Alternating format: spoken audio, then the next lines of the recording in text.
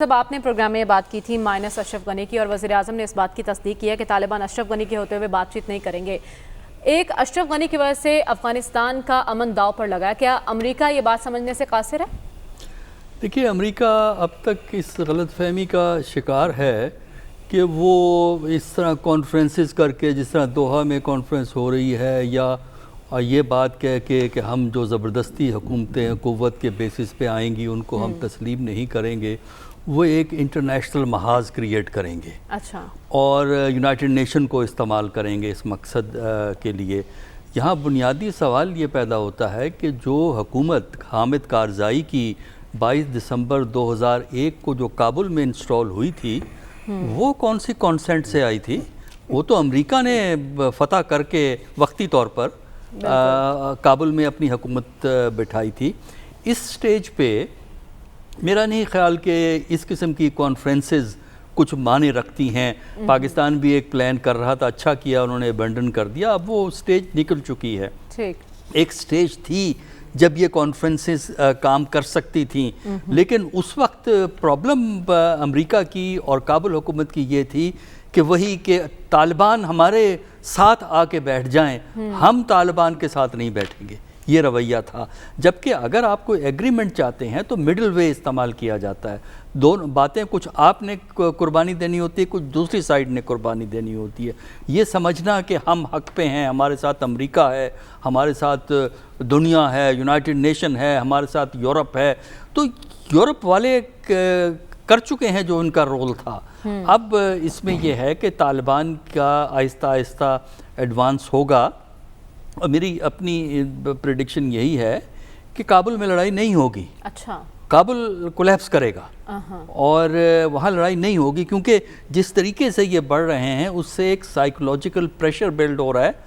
और चूँकि उनकी जो मिलिट्री है वो इतनी प्रोफेशनल नहीं है, प्रोफेशनल मिलिट्री, और वो मिलिट्री जो कमिटेड होती है अपनी नेशनल कॉज को, वो लड़ती है। जहाँ ये चीज़ों की कमी हो वहाँ मिलिट्री प्रेशर में आके ब्रेक कर जाती है। ठीक। तो काबुल की जो मिलिट्री है वो ब्रेक करेगी, आप ये देख लीजिएगा।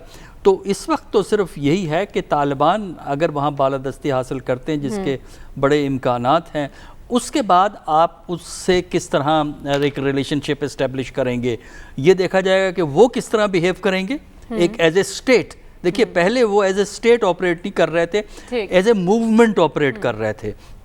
अब तालिबान को गालबन ये रियलाइजेशन है, उनकी बयानात से अंदाज़ा होता है कि एज ए स्टेट दुनिया में ऑपरेट एक अंदाज से किया जाता है, एक तहरीक के तौर पे दूसरे अंदाज से किया जाता है। तो अगर वो एक कौम, एक स्टेट की, रियासत की हैसियत से काम करेंगे तो मेरा ख्याल है फिर उनके लिए भी आसान होगा और बाकी दुनिया के लिए भी आसान होगा डील करने का। लेकिन वज़ीर आज़म इमरान खान ने इस मामले पर भी तशवीश का इजहार किया। जब उनसे सवाल किया गया तो उन्होंने कहा कि अगर तालिबान गालिब आ जाते हैं तो यकीनन इसका असर होगा और पख्तून अक्सरती इलाकों पर जो है इसका मुमकिन रद्द-ए-अमल सामने आएगा। खबर इदराक तो हमें है इस बात का, तो क्या हमारी तैयारी मुकम्मल है मुमकिन खतरात के पेश नज़र?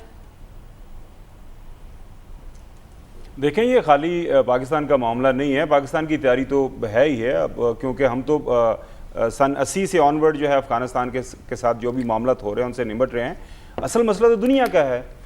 हम ये क्यों भूल जाते हैं, ये जो कल दोहा के अंदर जो सिटिंग हुई, जो जिसका एक इलामिया सामने आया है, वहाँ पे रशिया मौजूद था, वहाँ पे चाइना मौजूद था, वहाँ पे ईरान मौजूद था, और सारी सेंट्रल एशियन स्टेट्स जिनके बॉर्डर्स लगते हैं अफ़गानिस्तान के साथ वो मौजूद थी। वो सारे क्या कह रहे हैं? वो कह रहे हैं कि हम किसी सूरत भी अगर काबुल के ऊपर बज़ोर ताकत कब्ज़ा होता है उसको नहीं माना जाएगा। तो कल को अगर जो है ताकत के ज़ोर के ऊपर तालिबान, जिस तरह एक बड़ा ही सिंपल सा हम सलूशन पेश कर रहे हैं कि तालिबान आ जाते हैं, कब्ज़ा कर लेते हैं, तो उसके बाद दुनिया का कोई मुल्क अगर उन्हें नहीं मानता तो उसका फिर आगे क्या हल होगा? उस हल को तो किसी ने उस हवाले से बात करनी है कि नहीं करनी। देखें, जब पहले भी अमेरिका बहादुर अफगानिस्तान के अंदर आया था तो यूएन सिक्योरिटी काउंसिल की एक रेजोल्यूशन थी, उसको किसी P5 के कंट्री ने वीटो नहीं किया था। और अभी भी जो यूएन सिक्योरिटी काउंसिल का दोबारा से सेशन कॉल कर लिया गया है, वहाँ पे अफगानिस्तान का इशू है। वहाँ से अगर जो नई चीज़ सामने आ जाती है कि जी अफगानिस्तान के अंदर ये जो है हल होना चाहिए, उसको आपका चाइना वीटो नहीं करता, उसको रशिया नहीं वीटो करता, सारी दुनिया अगर उसके पीछे खड़ी हो जाती है تو طالبان کیا ساری دنیا کا جو ہے ڈپلومیٹکلی جو مقابلہ کر پائیں گے؟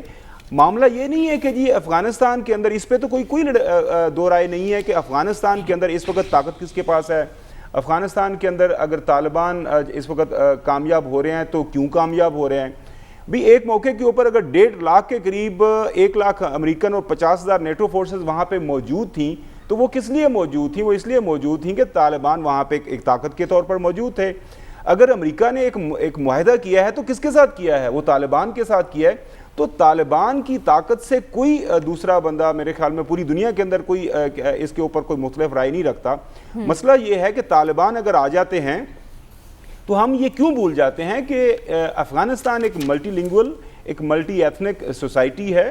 وہاں پہ پاکٹس کے اندر جو ہے جس طرح ناردرن الائنس ہے وہ لوگ موجود ہیں. ماضی کے اندر بھی اس طرح ہوا جب یہ طالبان آئے تو ایک کانسٹنٹ سول وار کی صورتحال رہی. تو کیا موجودہ جو دنیا ہے وہ چاہے گی کہ طالبان وہاں پہ آ جائیں اور باقی جو وہاں پہ ڈیفرنٹ فیکشنز ہیں ان کے درمیان ایک لامتناہی سول وار کا ایک معاملہ شروع ہو جائے اور دنیا دیکھتی رہ جائے؟ جو نیبرنگ کنٹریز ہیں وہ کس طرح اس کو برداشت کر سکتے ہیں اور کس طرح اس کے جو آفٹر افیکٹس ہیں اس کو برداشت کریں گے؟ آپ کا سی پیک ہے, آپ کی رشیا کے مسائل ہیں, آپ کے جو سینٹرل ایشین اسٹیٹس کے ٹریڈ کے مسائل ہیں جو کہ بات کرتے ہیں کہ جی ہم نے سی پیک کے تھرو آگے بڑھنا ہے. لہٰذا دنیا پریشان ہے اور پاکستان تو پریشان ہے. اب آپ نے سوال کیا پاکستان کی تیاری کیا ہے. دیکھیں پاکستان کے اوپر ماضی میں ایک سکیپٹیکل ویو دنیا کا رہا ہے کہ پاکستانی جو ہیں, پاکستانی اسٹیبلشمنٹ ہے یا پاکستانی گورنمنٹ ہے وہ صاف بات نہیں کرتے. وہ اندرون خانہ طالبان کے ساتھ ملے ہوتے ہیں, طالبان کو سپورٹ پرووائڈ کرتے ہیں, لیکن بظاہر وہ دنیا کے سامنے یہ مدعا پیش کرتے ہیں کہ جی ہم آپ کے ساتھ ہیں. ہمارا جو یہ کریڈیبلٹی کا ایشو ہے میرے خیال میں یہ جو کرائسس ہے, جس طرح ایک چائنیز سینگ ہے کہ ہر کرائسس کے اندر ایک اپرچونٹی ہے, تو ہمارے پاس ایک بہت بڑا موقع ہے دنیا کو ہم اپنے ایکشن سے یہ ثابت کر سکیں کہ جو ہم بات کر رہے ہیں وہ بھی وہی آن جو گراؤنڈ ہمارے ایکشنز ہیں. اور آن گراؤنڈ ہمارے ایکشنز کیا ہیں؟ ہم دنیا کو یہ کہہ رہے ہیں کہ آپ جو بھی مناسب حل افغانستان کا سمجھتے ہیں ہم اس کے ساتھ ہیں. دوحہ کے اندر 3-4 دن جو بات ہوئی, ہمارے صادق صاحب وہاں پہ موجود تھی, پچھلے دنوں میری ان سے ملاقات بھی ہوئی, تو ہم جو ہے وہاں پہ بھی جا کے یہ کہہ رہے ہیں کہ آن گراؤنڈ یہ صورتحال ہے.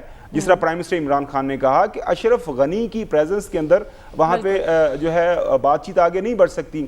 تو کیا جو مہذب دنیا ہے خاص طور پر امریکہ یا ویسٹرن ورلڈ وہ کو پریشر بلڈ کرتی ہے اشرف غنی کے اوپر کہ وہ اپنے عہدے سے ہٹ جائیں اور وہاں پہ کوئی انٹرم گورنمنٹ بھجوا دیں اور اس کے بعد پھر بات آگے چلے؟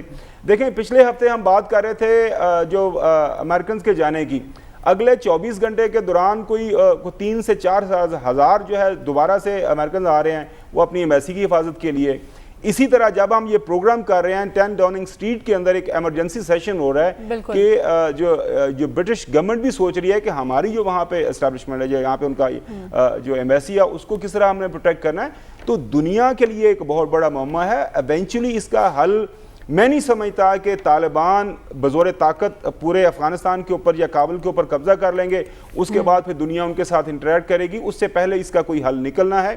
اور طالبان کابل کے اندر یا باقی ان کے جو بڑے شہر ہیں وہاں پہ جب یہ آئیں گے تو وہ دنیا کے ساتھ صورتحال پر تشویش پائی جا رہی ہے. خطے کے ممالک نے برطانیہ اور امریکہ نے اپنے شہریوں کے انخلاء کے لیے فوج بھیجنے کا فیصلہ کیا اور اس وقت برطانیہ کے وزیر اعظم نے افغان ایشو پر ہنگامی اجلاس بھی طلب کر لیا ہے. گو کہ رائے یہی ہے کہ کوئی بھی پیش رفت مائنس اشرف غنی کے بغیر ممکن نہیں ہو سکتی. آنے والے دنوں میں یہ اونٹ کس کروٹ بیٹھتا ہے چند ہفتوں میں واضح ہو جائے گا, کیونکہ ہمارے پینل کی یہی رائے ہے کہ اب بات مہینوں میں نہیں ہفتوں میں